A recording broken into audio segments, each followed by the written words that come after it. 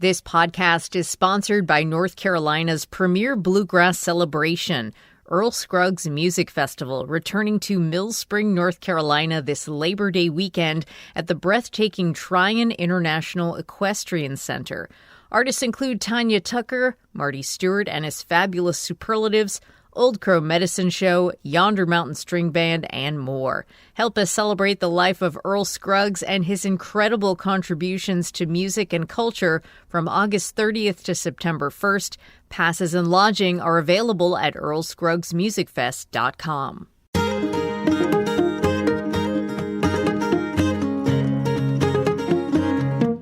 Hello, and welcome to Basic Folk, where we have honest conversations with folk musicians on the Bluegrass Situation Podcast Network.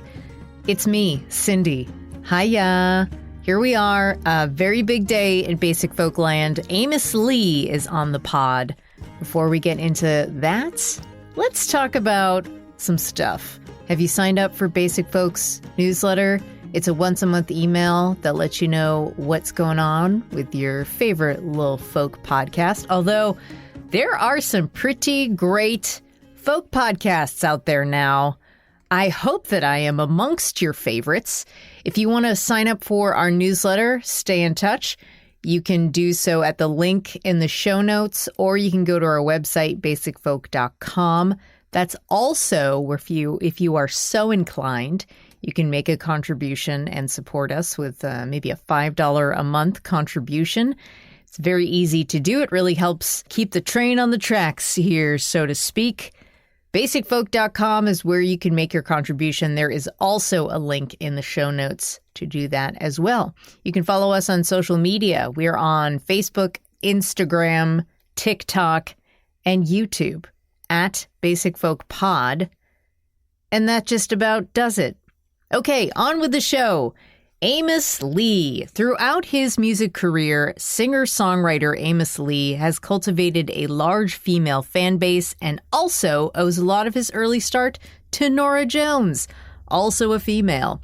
He's about to hit the road co-headlining with folk music and queer icons, the Indigo Girls.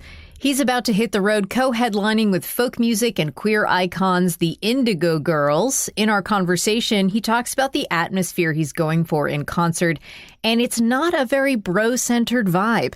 His latest album, Transmissions, further proves his case with a gorgeous sonic palette that includes country music, indie folk, folk rock, and acoustic music sounds.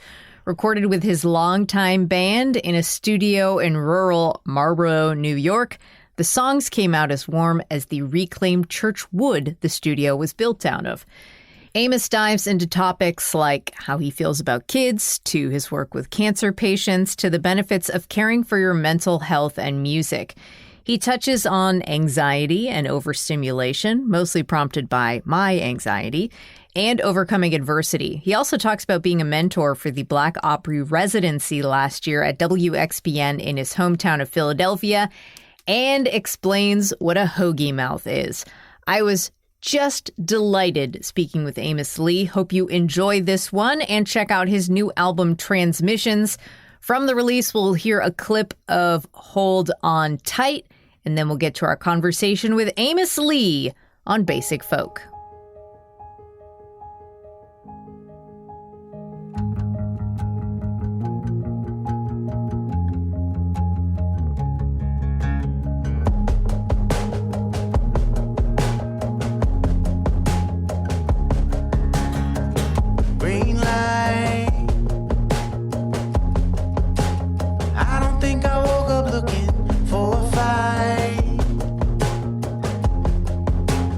We are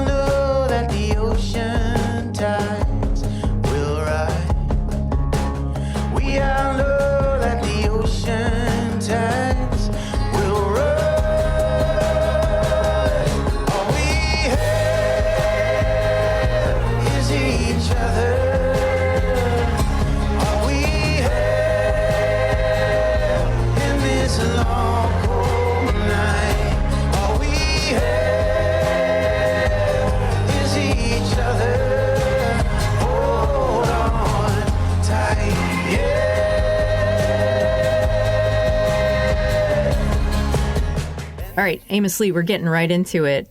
I've got a lot of questions about your whole life and your new album. Oh, wow. That's a lot. Yeah.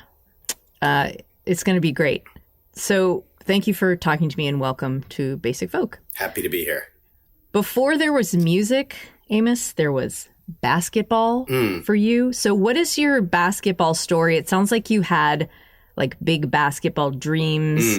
And also, how do you try to stay connected with the sport? Oh, I grew up playing sports a lot.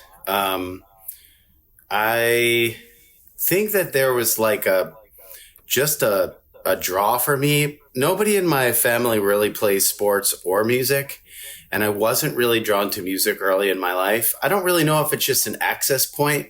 Like there's a ball around and you see kids playing on the street.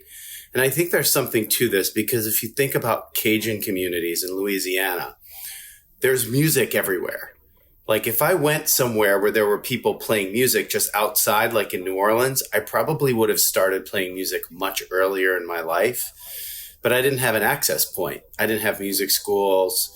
Nobody in my household was playing music. We moved around a lot. I didn't have instruments. But in sports, there was always like a kid playing on the street or a stickball in the schoolyard or something. So I was drawn to that. It was social. I felt connected to other people. And for me, that was always sort of a thing because I was an only child and raised by a single mom who was working a lot. So I often felt kind of maybe removed or disconnected. And sports was a way for me to like be social and connected to people. And basketball for me was just the one that kind of made the most sense. It required the least amount of equipment, which was good. It's just a ball, right? Which is good. It's sort of like soccer in that way. You don't have to buy a bunch of gear and do a bunch of stuff. You just show up. As you know, trying to connect me to this podcast, it's difficult for me to buy things and figure them out. So a ball and a hoop was good for me. A lot like a guitar and a microphone is good for me. But yeah, sure. I mean, every kid has some kind of dream, right? I mean, maybe not anymore, but they did when I was young. But basketball was just a thing that I fell in love with. And there was a sort of a drama to it all. You know, there's a drama to sports. And that's sort of what keeps me interested is the stories and it's the soap opera mentality thing. And I quickly learned that dreams are often just, things that are full of pain. And that is just the truth. There's also a lot of beauty in them and fun and experience and learning and all that good stuff. But basketball was just nonstop, like disappointment and pain. And music for me has been less. There's been some of that, but it's not been nearly as much, not as constant and not as soul crushing. I wasn't very good at basketball either. Like I was probably average. I did way more work than you should have to be average, but I was probably average. But yeah, I guess I did have dreams of that, but they quickly faded when I realized that, that was just not a thing that was going to happen. I really do admire though. Like I know a lot of people who are good basketball players who may not make it to the NBA, but they play in Europe or in other countries and they grind it out so hard. And I honestly really admire that. It's not just because it's the dream and the willingness to stick by the things that you love, but also like the practicality of it and the constants of it. It's a lot like touring. Like if you're a touring musician, you may not be playing arenas and stadiums and all that jive, but you consistently and constantly work. Maybe you're playing small clubs. Maybe you're sticking with open mics until you can make a living. I mean, I know that a lot of that has changed with the internet and the way that you can just become honestly an instant star overnight, which feels pretty actually new to me. Like I know that things like that have happened, but nowadays it's like, oh, actually instant. You have one album out and you're playing stadiums. That is not a thing that really happened before. And the algorithm mindset is really strong right now. and they're just feeding, and people are eating. And so anyway, in the sports analogy, I think that the dream was real for me, but it wasn't sustainable. Like there was no sustainability in that way for me. And I'm kind of glad that I recognized it when I did. But yeah, it was painful. Yeah. Wow. There's so much there. Did you see the New Yorker article recently?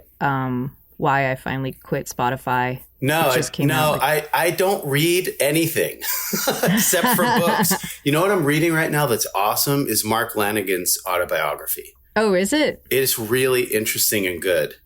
Yeah, it's called What a Talent. Yeah, Sing Backwards and Weep. And it kind of brings you, and you want to talk about the opposite of all of that, it's Mark Lanigan. And really the 90s. And a reason why I wanted to read it, and I'm sorry for I really feel like I'm just talking over you, and I apologize, but I just want to make this one point. The reason I really wanted to read it was to find out what it was like for a musician coming into their own in the late 80s and early 90s, and to see kind of like the trajectory of someone who I really admire as an artist and what they had to go through.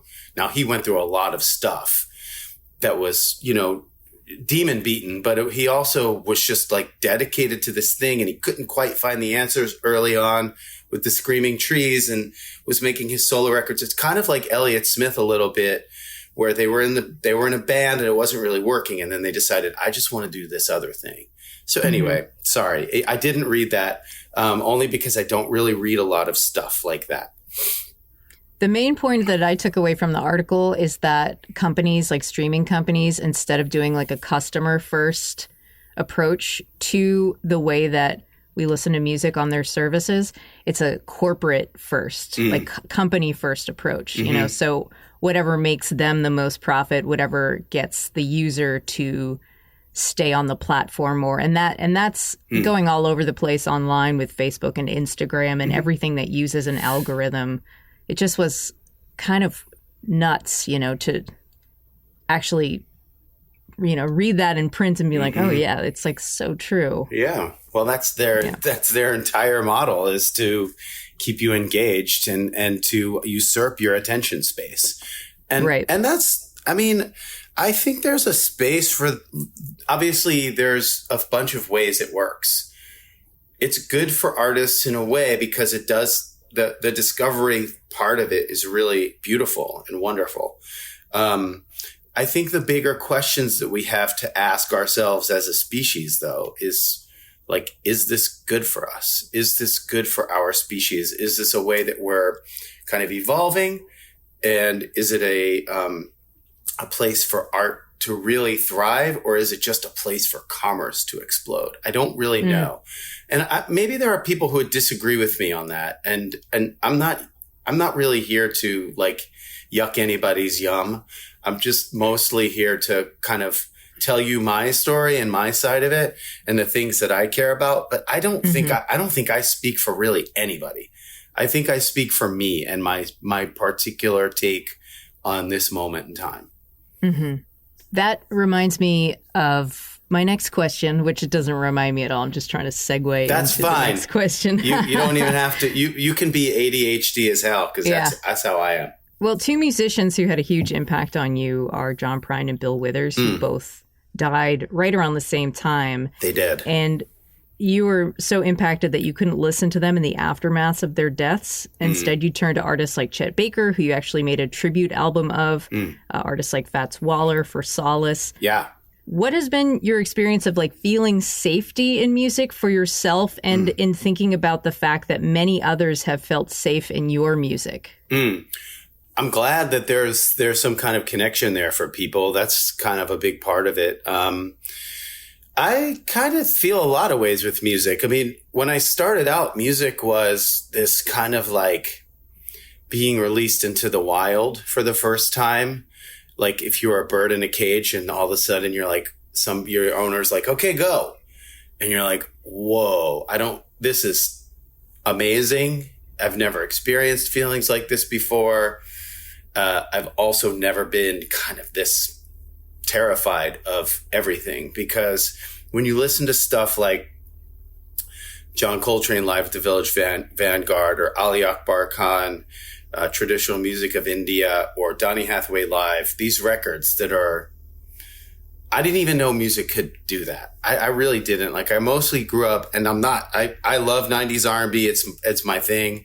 I also really love singer-songwriter music, but the depths that somebody like Eric Dolphy got to, and Coltrane got to, and Ali Akbar Khan and folks like that, just, I couldn't fathom that was music.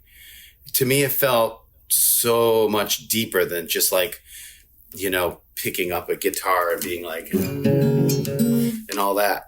So it's not just safety for me. Like, there's a lot of exploration. There's a lot of really deep discomfort in pursuing this as a kind of career, especially. As an art form, it's just beautiful and fun at home. That is a place where a lot of times when maybe I'm having just a really rough time in my life, I'll pick up a guitar and be like, all right, I'm good. Like, I don't have to completely unravel here. It brings me back to a place where I feel connected to the world. I think that my therapist, every time I say my therapist, I have to drink. I think my therapist would say I'm dissociating, and then music brings me back. And that is kind of what happens. But Can you go into a little deeper of like what it feels like when music is bringing you back? Yeah, there's just kind of like, do you meditate or do yoga or anything like that? You know that feeling that your brain has when you're just, you're just totally scrambled, and you meditate, and all of a sudden you're like, all right, I'm good. I'm like back to stage one or whatever it might be. Mm-hmm. It just kind of, my nervous system calms down a lot when I get into a song, because like meditation, you kind of get into this timeless space where you're just focusing on the moment. The outside world is not like barraging you with everything that it wants to barrage you with, and you're just in a moment with the thing that you love. It's a lot like being, when I'm writing songs, especially when I'm in a moment that feels really good to me, it does feel like being with a lover or being with someone you just feel really loved by. It doesn't have to be like physical romantic love. It could just be like love. Because it feels just very, I don't know if I would use the word safe, because there's also other sides of music that are multidimensional. But I like that you think that other people find that kind of solace in the music. I've sort of sought that out at times with music, but I also like to really discover stuff that doesn't make me feel like I feel already. I like to go into the depths of shit with music. Like, I want to go all the way down. I want to ocean gate that shit, like Elliott Smith, especially. Like, there are times when I listen to him and I'm just like, I don't want to deal with the world at all. I want to go all the way down, and I want to be with Elliott. And there are other people like that too. But it just depends on the word safety. Like, is that safe? Am I going into this like depressive state that feels good to me? Yeah, probably, to an extent. Depression has always felt kind of safe to me.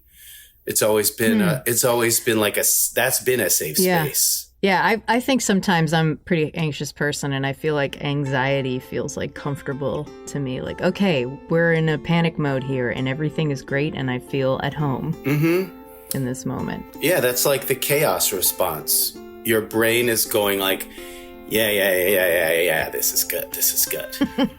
But every part, all your other parts are like, nah, this ain't good. Yeah.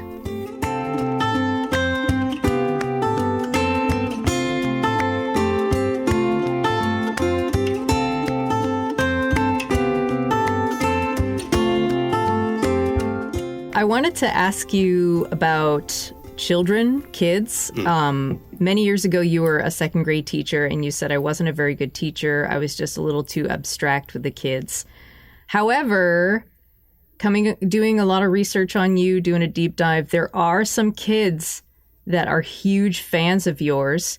For example, I watched an interview with a 7-year-old who recently got to sing on stage with you. Oh, yeah, that kid was cool. So pumped. He was so cool. He was like, holy guacamole. I don't know. It was really good. Yeah, he was really cool. He did a good job, too.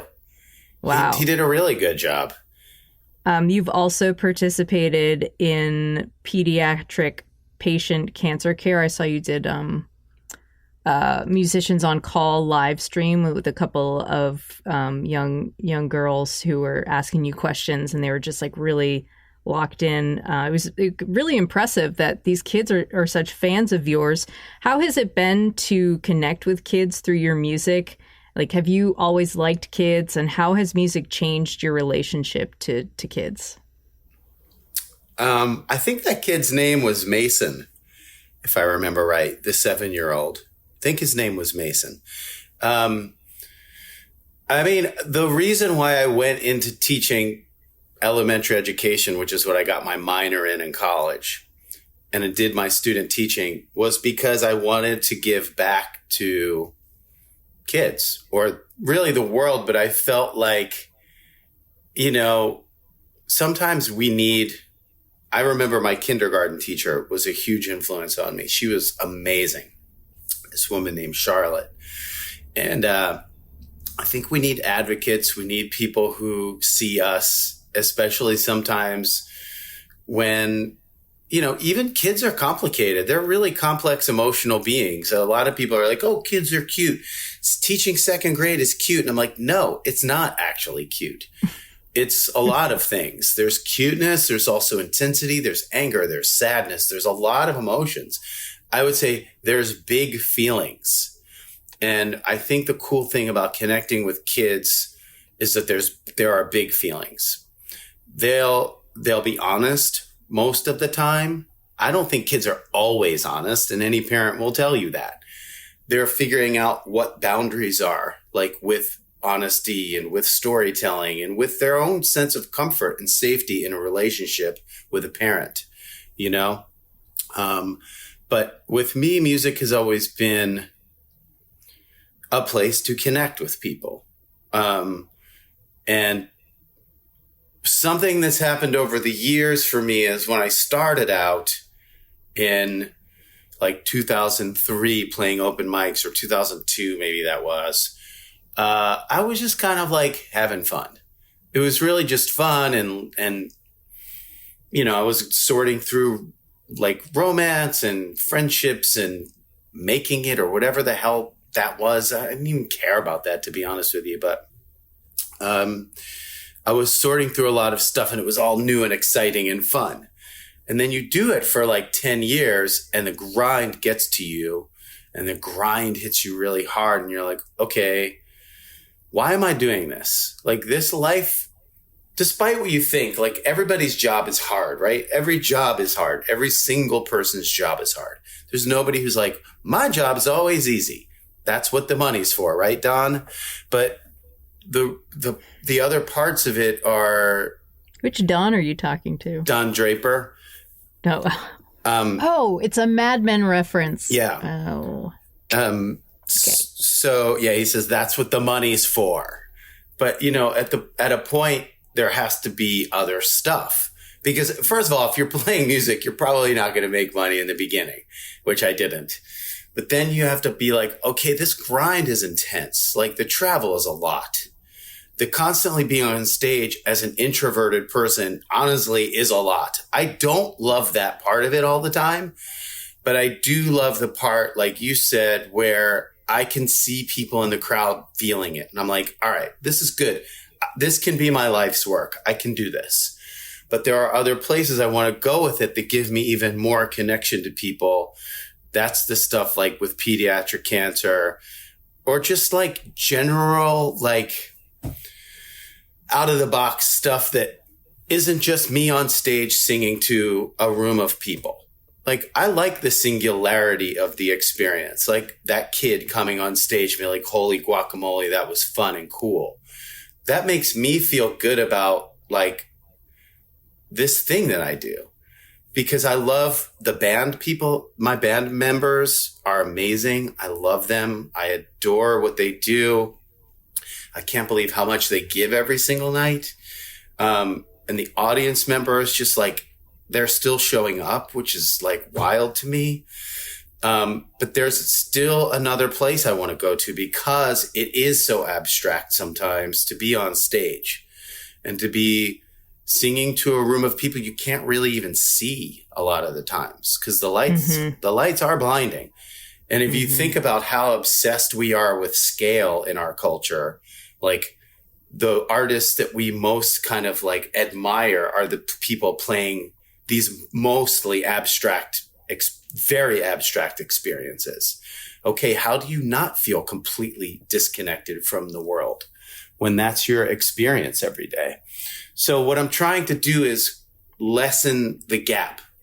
I want to bring it closer to like the humanity that we are, but where all of this started, which is just communal stuff that was probably pretty ritualistic, maybe fun, maybe a lot of gaiety, a lot of spontaneity, you know, a little silly, a little sad, all of that stuff. That's the stuff that I like. I would say as much gaiety as possible.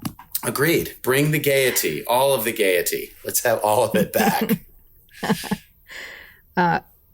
I wanted to ask you a little bit more about working with cancer patients. So we mentioned Musicians on Call, which is this wonderful nonprofit that you've worked with for 20-ish years. Yeah, it's been a minute. Your mom has had bouts of cancer as well. Oh, yeah. How has being around cancer patients impacted the way you like perceive the world, and how has it helped you with your mom's cancer journey? I mean, I've worked with a bunch of people over the years, and there's a lot of beautiful stories, like the show that Mason was singing at in Grand Rapids. There's a family who I've been known for a bunch of years, actually through the Melodic Caring Project, which is another organization that I work with in Portland. And there's another great one, actually they're in Seattle. There's another great one called Joy RX, which is in Portland. So I work with a bunch of organizations all over the country. There's a young gal who has been coming to my shows since, I don't know, probably she was maybe 6 or 7 years old. She's 13 now, I think 14, somewhere in that realm. And she's had cancer since she was 6 months old. So, and she's wonderful, like a really great kid. And we worked on one of her songs backstage. I just have a lot of respect and admiration for the families who are constantly going through the grind of this uncertainty. I mean, all of our existences are pretty uncertain. Like, we're all in this very tenuous state. And there's no one who knows that more than maybe Lily or some of these other kids that I've worked with over the years, some of whom haven't made it through and have passed on. And those stories really impact me deeply because, you know, you see them and you see how the suffering is. And a lot of times maybe in our entertainment or in our escapes, like a lot of people I think use music to escape, especially now. There's so much of that like cosplay stuff going on. They don't really want that. They don't really want that like intense reality. And I don't really mind it. I kind of want to embrace it. There's another family who I know pretty well at this point, who their daughter had got cancer and passed away in 2019. And she was such a cool kid, like amazing person. And her sister got married last month, And I went. Is this the Carry You On? Yeah, I went and played. Twin? Yeah. Well, she's not a twin. She's a couple years younger, but okay. They're close. They're close in age. How did I make them twins in my mind? I don't know. I don't know either. I mean, they're soul twins. They're soul twins. They love like that. And I just, those people, they stay with you in your heart. And, I'm not really sure how it impacted my mom's thing, because my mom got cancer before I really even played music. And when your family member's going through it, like you're in it. Like you're there for the chemo. You're there when their blood pressure goes crazy because of the chemo. You're there when their hair's falling out and their teeth are falling out and their mouth has sores. I mean, look, how deep do you want to go down this? Because I know it well. It's heart-wrenching stuff. And the way that we exist together is, it's a big lift. It's a big lift. And that's why, when you tell me like a few questions ago that there are people who are finding safety in the music, I'm really grateful for that, because I want to be part of their healing journey and their connection and their community and all of the good stuff. Like I want to be a part of that. That to me is that's kind of the most important point for me in all of this is the connection and the community and the way that I feel through my songs is maybe the way someone else feels sometimes is wild to me. Have you ever thought about writing a book? Oh, God. I don't know if I could finish a book. I don't know if I could. I think I would get so, like, you hear how my brain works. I get so lost in stuff. There's so much good stuff in there. In the noggin? In the noggin. There's a lot of noggining happening up in here.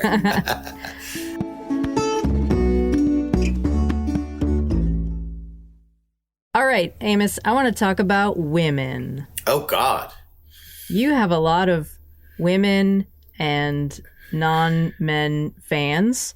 And okay, here's what I've noticed from working with Norah Jones in the early part of your career. You opened for her. She's on your record. I sure did. You worked with her producer on your first record. Mm-hmm. Now you're co-headlining with Indigo Girls this year. So it kind of seems like women have played a unique role in your music. And it seems to me like you've had a very feminine career. How have you experienced the importance of women and femininity throughout your career in music? I mean, I love that. I think that's a beautiful observation, and I hope it's true. I mean, you're correct that I don't have a bunch of bro fans. I wouldn't be mad at it if they wanted to come out, but it's not that kind of hang, and it's probably bad for me to say that because it's probably not going to get me any new fans, but, it's just not that kind of thing. I went to see the Indigo Girls in San Diego. It's a few years ago. I can't remember what year anything is anymore. The COVID stuff I have no idea what year it was. It could have been 2019. It could have been 2021. I don't remember. But I went to see them and I went down this. I usually go to shows by myself. I promise you I'm answering your question. I usually go to shows by myself because I really enjoy kind of just being there, like not really having to entertain anybody or give my attention to anyone else. So I'm at this show and I'm listening to these incredible songs and I'm looking at the audience and I'm like, this is a safe space for people. And it also has been a safe space for people for so many years. Like I think about the Indigo Girls from the 90s being like openly gay pop artists in the 90s. Top 40 radio. From the South. Like, Are you talking about total anomalous brilliance that transcends all things? Yeah. I think so. I think the Indigo Girls are probably I also think Ani DeFranco is in the same boat where it's like some of the most underrated people. And I'm glad the Indigo Girls got some flowers with the Barbie stuff, because those songs, the harmonies, the connection, the topics, they'll write about everything. They write about everything. I adore them. And I've always been a fan from the very beginning. As a songwriter, I mean, my first two big influences from a harmony standpoint were Boyz II Men and the Indigo Girls. Yeah. Those are the two people that I was like, that's what harmony should be. Anyway, also Lucinda Williams has been a huge influence on me. Mm-hmm. Bonnie Raitt is a huge influence on me. Norah is an amazing artist who I was hugely influenced by. I mean, I listened to her sing every night for 2 years and just in total awe of her. What a cool career she's had. Because she's just a special person, and she's always been that way. Like, when we signed to the same record label, we both had the same instinct, which is, I don't know, like, these people seem cool and we want to make music. And she had a diamond record and still said, I don't know, I just want to make music. She's an amazing person. But then, yes, there are a lot of women in my path. I was, like I said, largely influenced from an early age, mostly by women.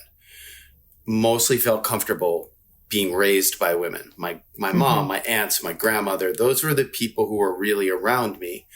I can't really answer the thing about, like, I don't really know the direct correlation or why things are the way they are. I mean, what part of femininity presents itself in my music that feels more connected? I don't know. I love that it does. I am just, I'm a little uncertain of that part. I mean, John Prine was a huge influence. Bill Withers was a huge influence. I grew up mostly listening to hip hop, which was not, super cool to women in the 90s at all.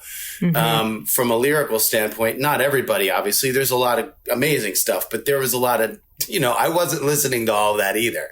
I was listening to, like, stuff where my mom would be like, what is this?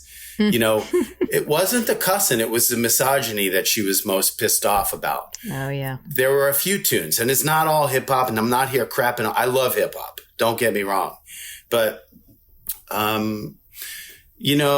it's interesting because I feel like the first song I really connected with and wrote, I'd written songs from, like, the second I picked a guitar up, but Arms of a Woman was always the song that was like, okay, that feels like a song to me. I feel like that was the song that most people first heard of you. And it just kind of feels like that song maybe just, like, set the tone. Like, hey guys, here's what I'm about. Yeah. There's a lot to it. There's a lot of things that I feel about that. And over the years, I've thought a lot about what that song means and, like, what is it about? Because honestly, at the time, I think I wrote that when I was 19. I didn't have any girlfriend. I didn't have anybody I was even being comforted by. I was just on an air mattress on the floor of a really crusty apartment writing a song because I'd been listening to a lot of Otis Redding and I wanted to write a song, and that came out. So, there's a lot to think about when I consider your question. And so I'm really trying to, like, mine through, like, what the definition of femininity is in our culture. Like, I think that's part of the problem, is how we define things and how we define masculinity more than femininity.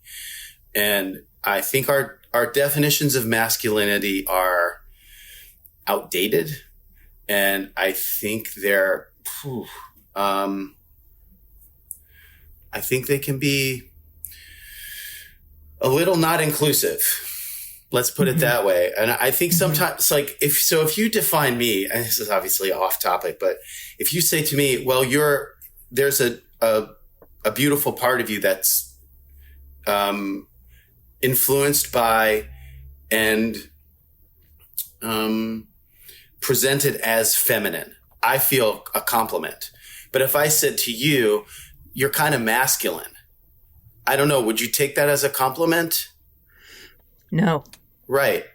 So these words that we use for these concepts, I don't struggle with them, but I don't quite know if they're equal. I don't know if they're, and obviously for good reasons, that we have these misnomers and miseducation about what, as we say, gender, and the way that we're engendering words about like masculine and feminine. And are they way less binary than we think? Yeah, of course. Like that's the whole point. That's why this new generation is going like, nah, like I'm not going there. So I think about it in those ways, and we could obviously have like a pretty like hour-long podcast about how we're engendering language and what we're talking about when we say feminine and masculine, and how music especially is really blurs the lines in all of the ways. Mm-hmm. And I really love that. I love the question, to be honest with you. I really do love the question. I like the thought of it. I like the depth of it. I don't know if I have a great like soundbite answer for it. Yeah. Yeah, that's the thing. I feel like talking to you, it seems as though every question I ask you could be like its own podcast episode. Yeah, well, I think it could be. I think that's why so many, if people are doing things correct, if people are actually having conversations, mm-hmm. and there are good, like you've done your research, you've done a lot of like really solid, in-depth, thoughtful research.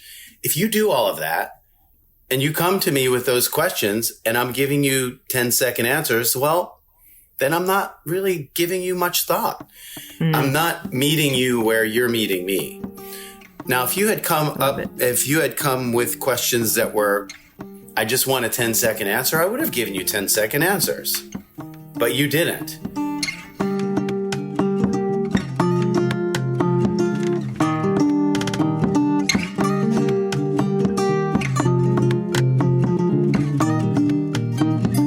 Let's talk about this record, Transmissions, on your new label, Hoagiemouth.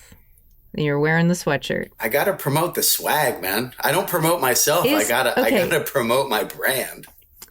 Hoagiemouth. Will the merch be available at the shows for Hoagiemouth? Yeah, we usually sell it. Yeah, there's only like a couple things. There's a hoodie, there's a shirt, there's a hat and socks. That's enough. Yeah, you have a whole maybe outfit. A tote. Yeah, there is a tote. Or like one of those Yeti tumblers. Oh, yeah, that would be good. Yeah. I'm in the market for one of those. Okay. I got you. That's a good idea. Are you Hoagiemouth? Who is Hoagiemouth? Am I Hoagiemouth? Hoagiemouth is an accent in Philadelphia. It's like the Philly accent. Could you give us a couple lines? Yeah, it's like when you talk like that. It's like, what are you doing a podcast for, man? Yeah, you got a job, dude? Something like that. The words plastic and water are plastic and water? Water. Yeah, water. Yeah, if you say it like WITTUR, witter. Witter. Yeah, there you go. That's it. You did good. Okay. This is a great record. Oh, I love it. Thanks. I have a couple of questions about different songs, and they're not in order because I got a stream of the record. By the time this episode is out now, I don't. It seems as though like when I was trying to, I got sent the track by track, the lyrics, and the stream, and none of them were in the same order. And I thought, here we go. This is great. Unbelievable. Like I worked for like way too long sequencing the record, and it's the dumbest thing you could possibly spend your time on. It's like I read about that you spent a long time, and then I saw the way that everything was different ordered, and there were even song lyrics in there that aren't on the record, so we'll have to wait for the special edition version of the record to come out. Oh my God. Well, the song Hold On Tight, what a great song. I was listening to that and thinking about this. I think it's fair to say that a lot of your songs are about people and the human experience. I've heard you call yourself a shy person, but there is such a clear, intense love for other people. Mm. So what has that look like living alongside each other for you? In this song, you mean? Oh, you mean being shy? Being shy and also loving people. I don't even know if I would call myself shy. I would call myself kind of. You called yourself shy earlier in the interview. I would probably go further than saying shy. I'd say reclusive. I don't really think that I'm shy when I'm comfortable, and I think that shyness can be a decision, but I don't thrive in hyper-social situations. Let's put it that way. I feel very overwhelmed. I mean, that's the thing about music. Like, you can, or being a writer, really, or an artist of any kind, frankly, a painter, you can observe and digest the things around you through this form that you've chosen. And the form that I've chosen is a social one. And it's been a lot of things to play music, to have this relationship with the world where you are kind of, you're in it and you're separate from it. I mean, that's the way I've lived most of my life anyway, kind of like observing. But I think you can love people and not be like engaged in some kind of like crazy, Instagrammable moment where you're like just smiling and, whatever, like I can just love you quietly and not on the books, Mm-hmm. I like to love people off the books, but I also like to love them on the books when I can. I'm learning to love people on the books more. That hasn't always come very naturally to me. Yeah. Oh, I like that. You're also someone who's worked on your mental health over the years, and that comes out in some of the songs on the album. And as someone who also likes... You think it's going to be... wait for the next record. That's going to be the real mental health stuff. Because I've been in Should I hold my therapy. Mental health question until the next record? No. Bring it on. Okay, great. So as someone who wants to help people, after being around so many friends and family members that experience mental health issues and experiencing them yourself, what have you discovered about how to help in those type of mental health, let's call them situations? I mean, listening is probably the first place to start. Offering people a safe place to talk to you, and really just giving them the grace of being like, you make sense. Like, there's nothing broken about you. You make sense. All of the things that you're feeling happened, and there's a reason why you feel the way you feel. You're not crazy. You're not, again, broken. There was nothing born wrong in you. The experiences that you had led you to this place. And, in some cases, there are things happening in a brain that are creating, real distress that isn't just talk. You can't just talk it out. A safe space won't really make it any better. But a lot of people just want to be understood. They want to be, I know for me, it's nice to just hear from somebody, hey, it's okay. Like, you're good here. Like, I don't want to just like this one part of you. I like all of you. And yeah, sometimes maybe you're a little edgy and difficult. And maybe sometimes you're a little emotional, but oftentimes I just feel like so many people they're only lovable when they're the one thing that people like them to be. And so they tailor their life to be this one thing because that's where they feel accepted. And so these other parts of them just get like pushed off into the shadows and into the places where they become other stuff. So I don't know. Compassion, I think, is helpful. Being thoughtful, listening, asking good questions. But then also there's just the like, not judging people so harshly. Cause I think it's another thing. It's like, we're such harsh judges. There's such an idea that like there's hard rights and wrongs, and there's no like, you know, there's no place in between where we can just kind of feel like, well, you know, I ran the red light. I just didn't feel like sitting at it. Okay, cool. There was nobody around. That's fine. You know, we do live in the echoes of the puritanical. And I think that those, not even the echoes, like there's a portion of people that really want us to feel judged on a daily basis and want us to acquiesce to their idea of right and wrong, of righteousness and condemnation. And I just really disagree with those people. I really do. I really disagree. And I think that there's a beautiful space where people can exist together and feel like they're accepted, but not at the defeat of people who don't share all of their views. I just disagree with that.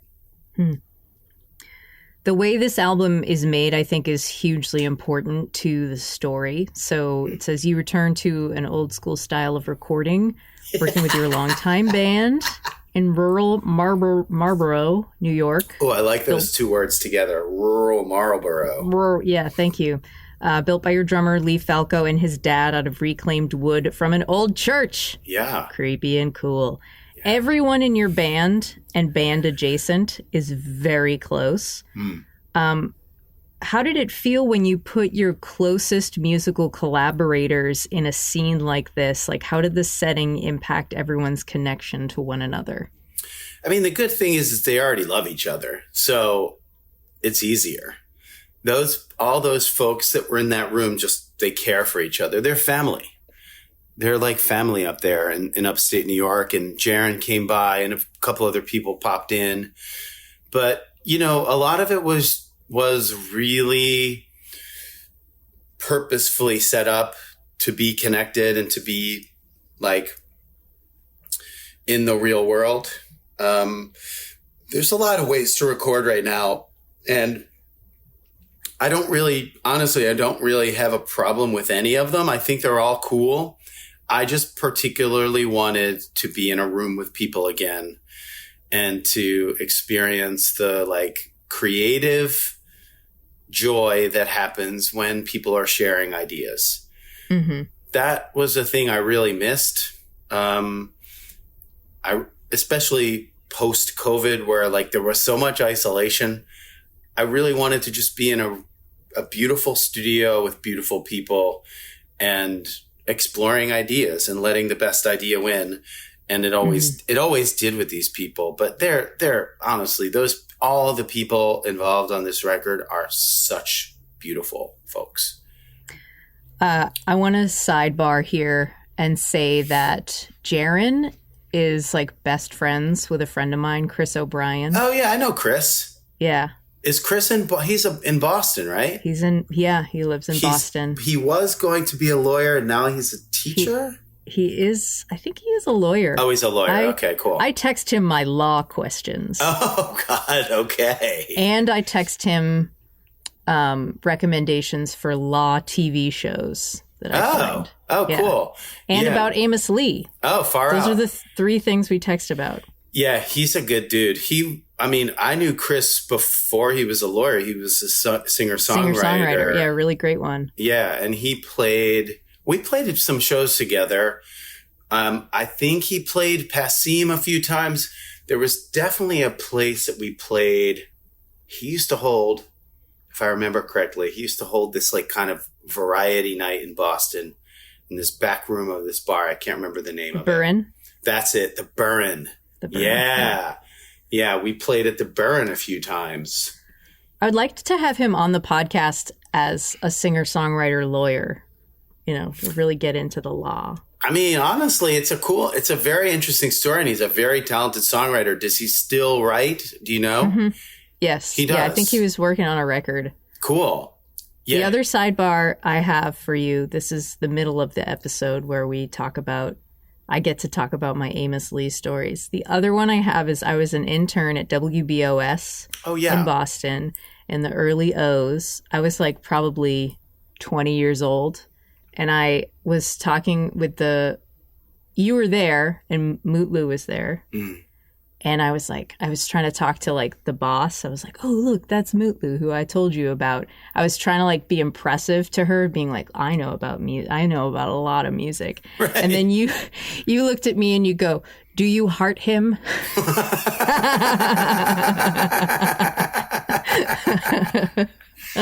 Yeah, that's. And I was like, well put. Yeah, deserved. He's my boy, dude. That guy's the best. I love him. He's one of my oldest and dearest buds. You should have him on. He's got a lot to say. He's a cool guy. Great. Let's get him on. Okay. I want to ask you one more question. I had a bunch of questions, but I feel like we got to wrap it up. So let me know if you don't want to answer this question. You participated as a mentor during WXPN's Black Opry residency last year, March of 2023. So 5 up-and-coming musicians who are Black spent the week at WXPN in Philly, hanging out, collaborating with each other, doing song swaps, and learning from seasoned musicians like yourself and also country singer Reese Palmer. 2 questions, like why was it important for you to serve as a mentor for the Black Opry? And what is it like to see more Black and brown faces in the folk, country, and roots adjacent scene? I just think it's just a cool thing. Like I'm here for everybody. Like play music. Who cares? Honestly, who cares about genre? To me, I don't really think much about it. I think it's cool that there's kind of getting back to where music started, like when there weren't such big walls, genre walls that we put just for like, really like segregating music buying is kind of what genre started as. And I like that that's going away. And then we're just like, no, everybody just playing music doesn't really have to be this or that or the other. I thought that project was cool and interesting, and the songwriters were great. They were like beautiful, man. Just a beautiful day. And I just got up there and kind of yammered on like this, which is sort of a thing that I do. I don't have a lot of like wisdom to impart to people on their journeys. I really don't.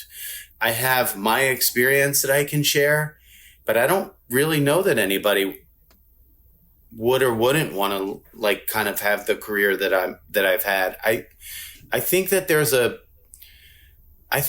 ambition that most artists have that is bigger than what I am. Like I can play theaters and clubs and stuff and be happy to do it, but it's not the like everything's all set. You're playing huge places and getting huge guarantees all the time. Like I do well, I'm fine.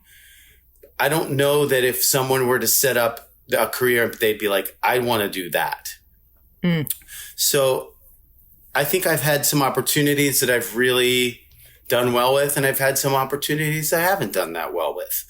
I think that I'm not a great self-promoter. I think I'm not a very active person on social media, which I probably could be. I think that I kind of... Here's where I'd argue with you. Okay. I feel like you're somebody who has achieved a career in music. You're able to pay your bills and you're able to express yourself artistically and keep true to who you are as a person.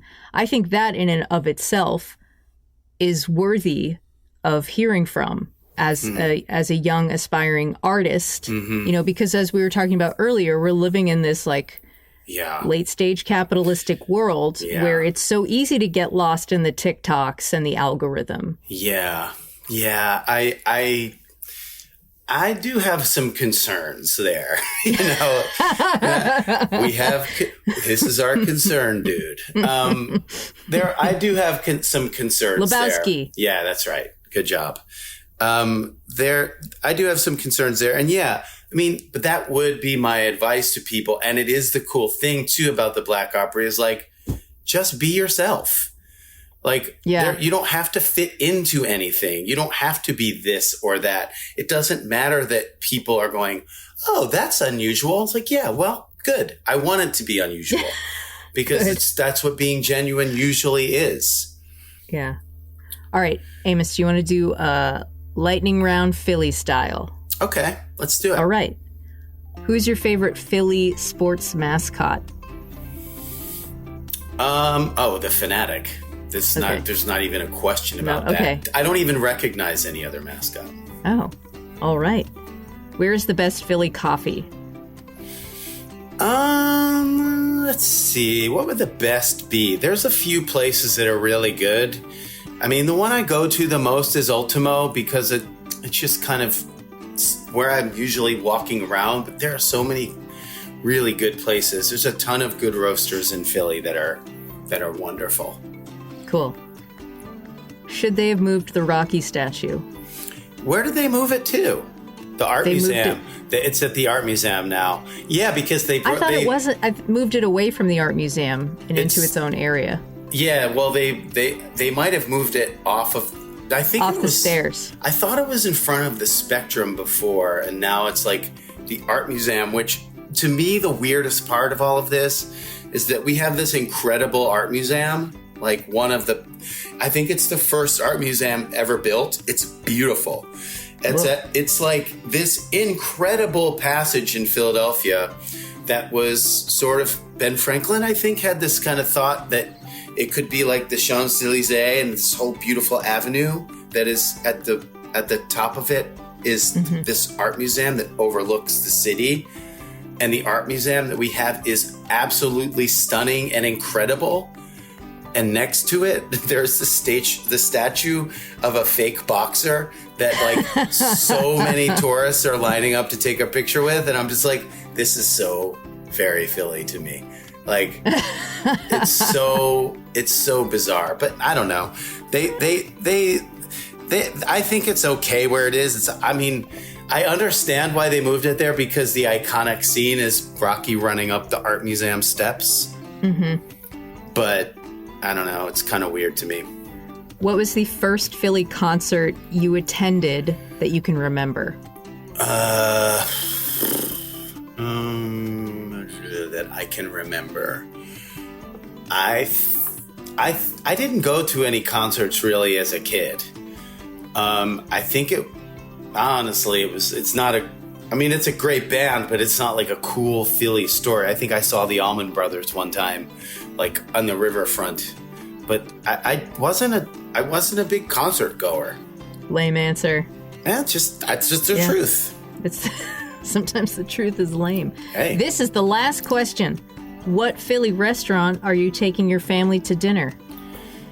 There's a bunch of them. I'm going to say this a lot of times because I do have a lot of favorites. And I think the food scene in Philadelphia is very, very good right now.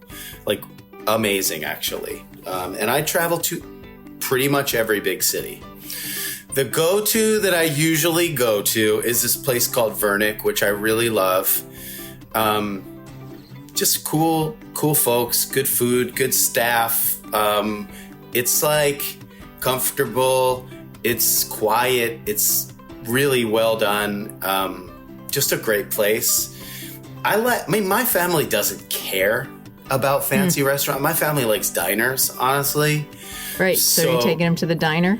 Oh yeah, for sure. I love diners. I like just whatever, honestly. Like I'll take my mom likes going to whatever's close and easy, like she'll go to, Seasons 52 or whatever it's called, or the Bonefish Grill, but we go to like Ponzio's a lot, the diners. Like my family doesn't care. That sounds like such a diner, Ponzio's. Ponzio's, yeah. Ponzio's and all of those diners. But, sometimes at night I want to like have a nice drink and chill and like just have some space to just kind of think. And when I'm in a diner, I just want to eat and go. Like I just have this thing in me where I'm like, eat and leave. But there are some diners though you can have like 2 like big ass pours of wine like that, and then then time slows down. You order a carafe of wine at the diner. Fun. Yeah. Amos Lee, thank you so much for talking to me today on Basic Folk. This was a great interview. I really enjoyed myself. Well, and congrats. You did a great job. Wonderful job researching. Thank you.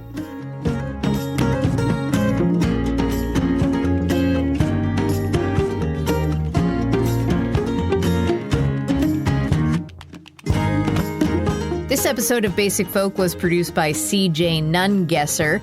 Alex Stanton composes our music. Basic Folk is on the Bluegrass Situation Podcast Network.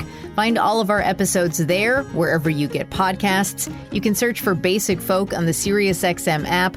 Find us on folkalley.com or Folk Alley's mobile app. Or check out our website, basicfolk.com.